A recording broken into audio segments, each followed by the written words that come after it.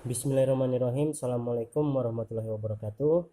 Pertemuan kita kali ini masih melanjutkan pertemuan yang kemarin tentang teks eksplanasi materi untuk kelas 11. Jadi yang lalu Pak Guru sudah menjelaskan apa itu teks eksplanasi. Teks eksplanasi adalah teks yang menceritakan.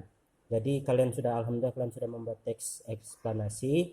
Nah, berikut ini teks eksplanasi terbentuk dari sebab dan akibat.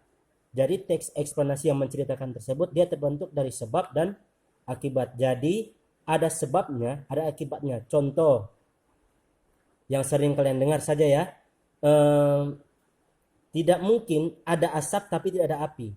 Berarti tidak mungkin ada masalah tapi tidak ada penyebab. Berarti sesuatu masalah pasti ada penyebabnya. Seperti itu ya.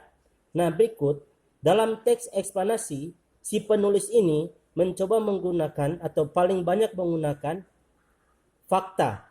Nah, fakta itu sendiri adalah sebuah kebenaran, ya. Fakta adalah sebuah kebenaran.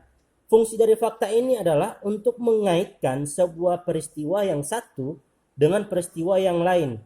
Nah, artinya harus saling berkaitan peristiwa tersebut antara peristiwa yang satu dan peristiwa yang lain. Nah, berikut juga peristiwa itu terbentuk dari sebab dan akibat. Lagi-lagi kita kembali kepada bentuk sebab dan akibat yang merupakan sebuah fakta. Contohnya, kalian sudah menulis teks eksplanasi. Contohnya, jika di saat kalian membaca teks eksplanasi tersebut, kalian mencari kalimat manakah yang mengandung fakta.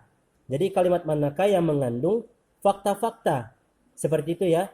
Contoh kalimat yang mengandung tentang fakta yang sedang terjadi sekarang adalah banjir yang melanda Bola Mongondo Selatan. Itu adalah kalimat yang berupa tentang fakta. Berikut.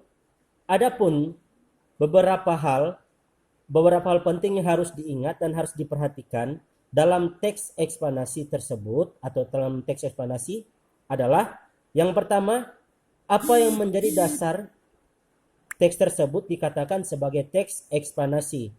Yang pertama, berisi tentang sebab akibat yang terbentuk dari sebuah fakta, ya.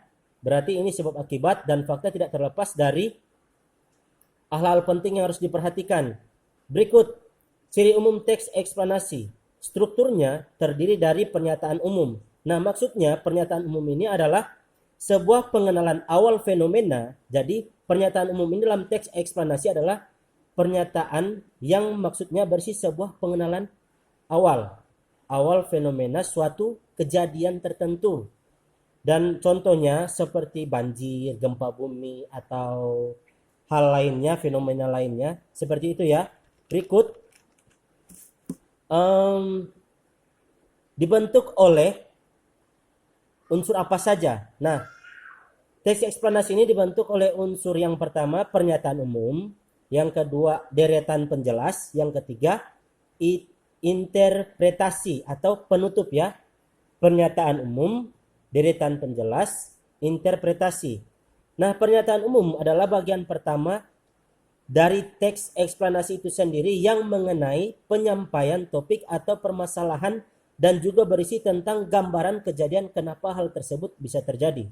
Seperti itu ya. Berikut deretan penjelas. Deretan penjelasan ini berisi tentang sebab akibat serta penjelasan yang detail. Sebab akibat serta penjelasan yang detail ataupun lengkap tentang sebuah kejadian dan diurutkan berdasarkan waktu. Jadi dia diurutkan berdasarkan waktu ya. Berikut interpretasi atau penutup. Berisi tentang intisari ataupun kesimpulan dari teks eksplanasi itu sendiri.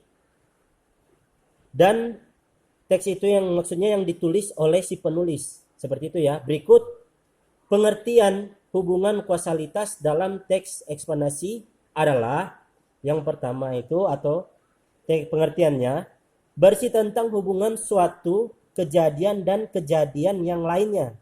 Jadi berisi satu hubungan kejadian yang lain dan kejadian yang lainnya. Maksudnya kejadian ini harus saling berhubungan yang dideretkan oleh sebab akibat yang berfokus pada fakta.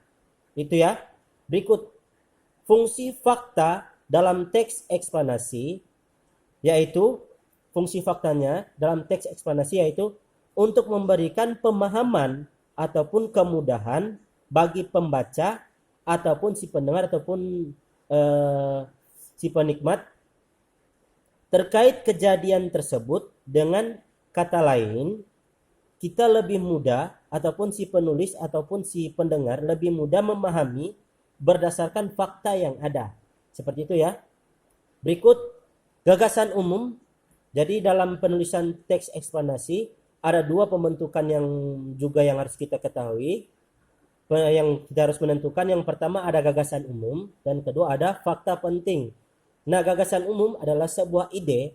Gagasan umum adalah sebuah ide yang menjadi pengembangan dari topik pembahasan pada teks eksplanasi. Jadi, pengembangan itu akan berkembang sesuai dengan ide-ide yang ada. Itu adalah gagasan umum. Fakta penting dalam teks eksplanasi yaitu bukti yang berdasarkan sebab akibat. Artinya fakta ya. Itu fakta penting dalam teks eksplanasi adalah sebuah bukti yang berdasarkan sebab akibat. Demikian materi yang dapat Pak Guru sampaikan. Insya Allah dan semoga mudah-mudahan bermanfaat untuk kalian.